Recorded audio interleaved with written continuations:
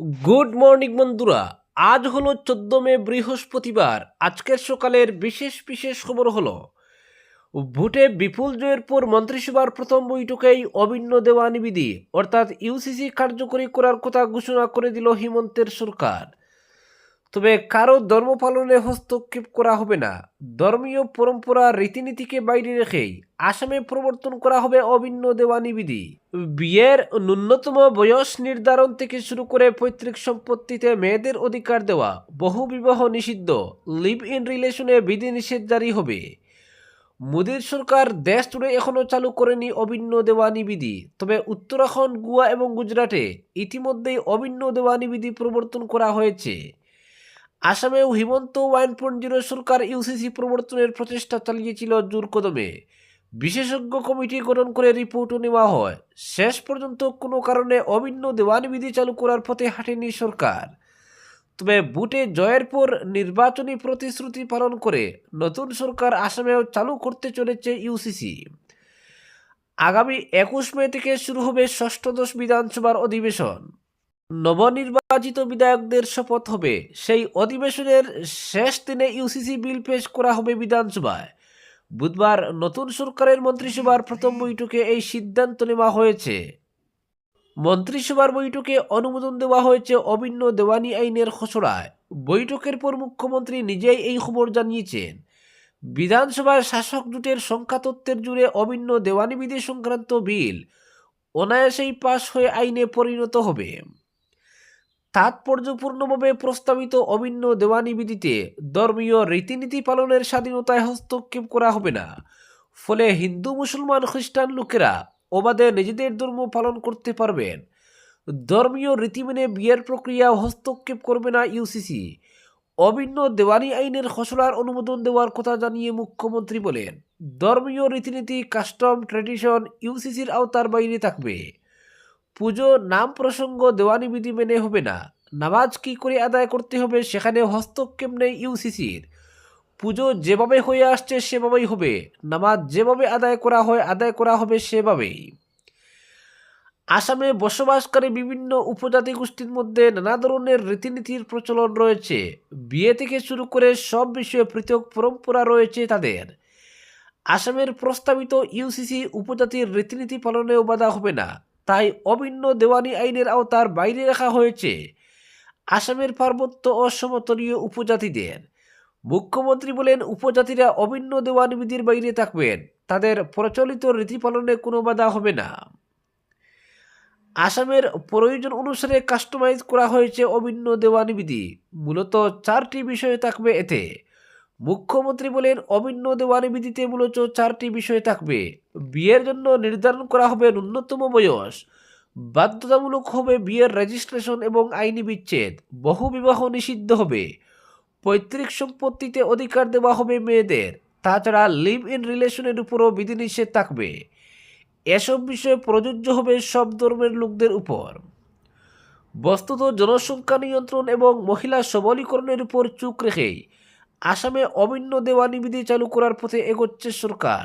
বাল্যবিবাহ এবং বহুবিবাহের প্রচলন রয়েছে মুসলিমদের মধ্যে। শরীয়ত আইনে সেই অধিকার দেওয়া হয়েছে, কিন্তু ইউসিসি চালু হলে মুসলমানদের সেই স্বাধীনতায় হস্তক্ষেপ করা হবে। শরীয়ত আইনে বর্ণিত সেই সব বিধানে বিধিনিষেধ জারি হবে। মেয়েদের পৈতৃক সম্পত্তির অধিকার দেওয়া প্রচলন এখনও খুব একটা নেই মুসলিম সমাজে। আইন থাকা সত্ত্বেও অনগ্রসর মুসলিম সমাজ তাতে আগ্রহী নয়। সেখানেও হস্তক্ষেপ থাকবে ইউসিসির। তাছাড়া আসামের কিছু উপজাতিদের মধ্যেও রয়েছে বাল্যবিবাহ এবং বহুবিবাহের প্রচলন, কিন্তু উপজাতিদের আওতার বাইরে রাখায় রীতি পালনের সমস্যা হবে না তাদের। অপরদিকে মাত্র 4 মন্ত্রীকে নিয়ে মন্ত্রিসভা গঠন করেছেন মুখ্যমন্ত্রী। তার সঙ্গে শপথ নিয়েছেন আরও 4 মন্ত্রী। তবে জুনের প্রথম সপ্তাহে সম্প্রসারণ করা হবে মন্ত্রিসভা। তবে পূর্ণাঙ্গ মন্ত্রিসভা গঠন করবেন মুখ্যমন্ত্রী। তবে কতজন মন্ত্রী নেবেন সেটা ঠিক হয়নি এখনো। বিজেপির সর্বভারতীয় সভাপতির সঙ্গে আলোচনা করেই সিদ্ধান্ত নেবেন তিনি। কিন্তু সম্প্রসারণের পরও মন্ত্রিসভায় 2-1টি মন্ত্রিপদ খালি রাখার সম্ভাবনাই প্রবল।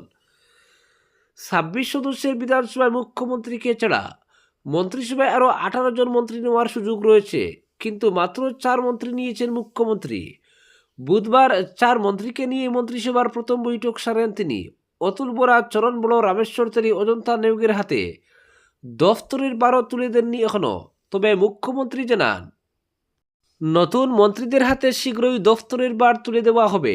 মন্ত্রিসভার বৈঠকে ষষ্ঠদশ বিধানসভার প্রথম অধিবেশনের তারিখ নিয়েও আলোচনা হয়েছে। মুখ্যমন্ত্রী জানান, আগামী 21, 22, 25 ও 26 মে বিধানসভার অধিবেশন হবে। নবনির্বাচিত সদস্যরা শপথ নেবেন। বিধায়কের শপথের জন্য প্রোটেম স্পিকারের দায়িত্ব পালন করবেন বরিষ্ঠ বিধায়ক চন্দ্রমোহন পাটোয়ারি। রাজ্য সরকারের পক্ষ থেকে ইতিমধ্যে রাজ্যপালের কাছে এই অনুরোধ পাঠানো হয়েছে। আগামী 2-1 দিনের মধ্যেই এ ব্যাপারে আনুষ্ঠানিক নোটিফিকেশন জারি করবেন তিনি। বিধানসভার প্রথম অধিবেশনে স্থায়ী অধ্যক্ষ নির্বাচন করা হবে। প্রাক্তন মন্ত্রী রঞ্জিত দাসকে এবার এনডিএর পক্ষ থেকে অধ্যক্ষ পদের প্রার্থী করা হচ্ছে। বিধানসভায় শাসক জোটের সংখ্যাতত্ত্বের জুড়ে সহজেই জয়ী হবেন তিনি। উপাধ্যক্ষ পদে কাকে প্রার্থী করা হবে সেটা এখনও ঠিক করা হয়নি। তাছাড়া বিধানসভার অধিবেশনের পরই মন্ত্রিসভা সম্প্রসারণ করার কথাও জানিয়েছেন মুখ্যমন্ত্রী। তবে জুনের প্রথম সপ্তাহেই হতে পারে নতুন মন্ত্রীদের শপথ। মুখ্যমন্ত্রী বলেন, 26 মের আগে দিল্লি যাওয়া সম্ভব না আমার পক্ষে। তাই 26 মের পর দিল্লি গিয়ে মন্ত্রিসভা গঠন নিয়ে সর্বভারতীয় সভাপতি নীতিন নবীনের সঙ্গে আলোচনা করতে হবে। সর্বভারতীয় সভাপতির সঙ্গে আলোচনা করে জুনের প্রথম সপ্তাহেই সম্প্রসারণ করা হবে মন্ত্রিসভা। কতজন মন্ত্রী নেওয়া হবে তা নিয়ে মুখ্যমন্ত্রী জানান, নীতিন নবীনের সঙ্গে আলোচনা করে সেটা ঠিক করা হবে। সাধারণত পরিবর্তিত রাজনৈতিক পরিস্থিতির কথা মাথায় রেখে 2-1টি স্থান খালি রাখা হয়। তবে এবার কি স্ট্র্যাটেজি নেওয়া হবে সেটা সর্বভারতীয় সভাপতির সঙ্গে আলোচনাতেই ঠিক হবে। অপরদিকে কনভয়ে গাড়ি হ্রাস, বিদেশ ভ্রমণে বাধা, নতুন গাড়ি বিদেশি জিনিস ক্রয় নয়, মোদির ডাকে ব্যয় সংকোচন নীতি রাজ্য সরকারের। আগামী 6 মাস নতুন গাড়ি কিনবে না সরকার। নতুন মন্ত্রীরাও নতুন গাড়ি পাবেন না। রাজ্যপাল থেকে মুখ্যমন্ত্রী, মন্ত্রী অফিসারের কনভয়ে গাড়ির সংখ্যা কমবে। বিদেশ ভ্রমণও হবে না আগামী 6 মাস। সেমিনার, কনফারেন্স আয়োজন করা হবে না, সব কিছু হবে ভিডিও কনফারেন্সে। পেট্রোল ডিজেল ব্যয় কমানো হবে 20%। আগামী 6 মাস কোনো বিদেশি জিনিসও ক্রয় করবে না রাজ্য সরকার। বুধবার মন্ত্রিসভার বৈঠকে এই সিদ্ধান্ত নেওয়া হয়েছে। জ্বালানি তেল থেকে সোনা অপব্যয় রোধ করে বিদেশি মুদ্রা সঞ্চয়ের আহ্বান জানিয়েছেন প্রধানমন্ত্রী নরেন্দ্র মোদী। তাই প্রধানমন্ত্রীর পরামর্শ মেনে ব্যয় সংকোচনের নীতি নিল আসাম সরকার। বুধবার নতুন সরকারের মন্ত্রিসভার প্রথম বৈঠকে ব্যয় সংকোচনে বেশ কিছু নীতি গ্রহণ করা হয়েছে। এই খবর জানিয়ে মুখ্যমন্ত্রী বলেন, বিদেশি মুদ্রা সংরক্ষণের জন্য প্রধানমন্ত্রীর আহ্বানে সাড়া দিয়ে ব্যয় সংকোচনের নীতি নিয়েছে সরকার। বেশ কিছু সিদ্ধান্ত নেওয়া হয়েছে। তিনি জানান, আগামী 6 মাস কোনো নতুন গাড়ি কিনবে না সরকার। নতুন মন্ত্রীরাও নতুন গাড়ি পাবেন না। পুরনো গাড়ি দিয়ে কাজ চালাতে হবে তাদের।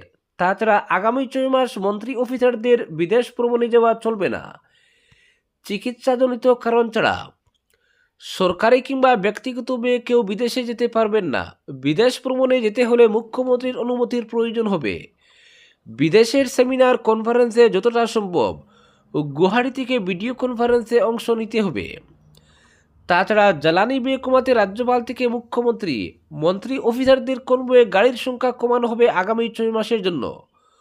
গত বছরের তুলনায় এবার পেট্রোল ডিজেল ক্রয়ে সরকারি ব্যয় 20% কমানোর সিদ্ধান্ত নেওয়া হয়েছে। প্রয়োজনে গাড়ি ভাড়া নিতে হলে ইলেকট্রিক গাড়ি ভাড়া নিতে হবে জানিয়েছেন মুখ্যমন্ত্রী। তাছাড়া আগামী 6 মাস রাজ্য সরকার কোনো সেমিনার, ওয়ার্কশপ আয়োজন করবে না, যাতে মানুষকে আসতে না হয়। তার বদলে ভিডিও কনফারেন্সের মাধ্যমে করতে হবে। 6 মাস কোনো বিদেশি জিনিস ক্রয় করবে না সরকার, যাতে বিদেশি মুদ্রা সঞ্চয় করা সম্ভব হয়। তাছাড়া 15-20 বছরের পুরনো গাড়ি স্ক্র্যাপ করার সিদ্ধান্ত নিয়েছে সরকার। অপরদিকে নিট ইউজি 2026 পরীক্ষার প্রশ্নপত্র ফাঁস কাণ্ডে এবার রাজনৈতিক যুগের ইঙ্গিত মিলল। এই ঘটনায় রাজস্থানের জামওয়ারগড় থেকে এক বিজেপি নেতা ও তার ভাইকে গ্রেফতার করেছে কেন্দ্রীয় তদন্তকারী সংস্থা সিবিআই। তদন্তে জানা গেছে প্রায় 30 লক্ষ টাকার আর্থিক লেনদেনের হদিশ, যা ঘিরে দেশ জুড়ে চাঞ্চল্য ছড়িয়েছে। সিবিআই সূত্রে জানা গেছে, ধৃতদের নাম দীনেশ বিওয়াল এবং মাঙ্গিলাল বিওয়াল। দীনেশ রাজস্থানের জামওয়ারগড় বিধানসভা এলাকার বিজেপি নেতা হিসেবে পরিচিত। প্রথমে তাদের আটক করে রাজস্থান পুলিশের স্পেশাল অপারেশন গ্রুপ, পরে তাদের হেফাজতে নেয় সিবিআই। তদন্তকারীদের দাবি, প্রশ্নফাঁস চক্রের মাধ্যমে প্রায় 30 লক্ষ টাকার বিনিময়ে পরীক্ষার আগেই প্রশ্নপত্র সংগ্রহ করেছিলেন এই দুই ভাই। শিকারের রাকেশ মান্ডাকারিয়া নামে এক কনসালটেন্সি পরিচালকের মাধ্যমে তাদের কাছে প্রশ্নপত্র পৌঁছেছিল বলে জানা গেছে। পুরো চক্রটি অত্যন্ত পরিকল্পিতভাবে কাজ করছিল বলে তদন্তে উঠে এসেছে। আরও জানা গেছে, শুরুতে নিজেদের পরিবারের পরীক্ষার্থীদের জন্যই প্রশ্নপত্রটি সংগ্রহ করেছিলেন বিওয়াল ভাইরা। পরে তারা বুঝতে পারেন এই প্রশ্নপত্র ব্যবহার করে বড় অঙ্কের আর্থিক লাভ করা সম্ভব। এরপরে সেটি অন্য পরীক্ষার্থী ও অভিভাবকদের কাছে বিক্রির চেষ্টা করা হয় বলে অভিযোগ। তদন্তকারীদের অনুমান, এই প্রশ্নফাঁস চক্র শুধুমাত্র রাজস্থানের মধ্যেই সীমাবদ্ধ নয়, বরং একাধিক রাজ্যে এই বিস্তার থাকতে পারে। ইতিমধ্যেই নিট ইউজি 2026 পরীক্ষা বাতিল করা হয়েছে বলে জানা গেছে। সিবিআইয়ের ধারণা, আগামী দিনে এই চক্রের আরও বড় মাথার খোঁজ মিলতে পারে। আজকের বিশেষ সংবাদ এখানেই সমাপ্ত।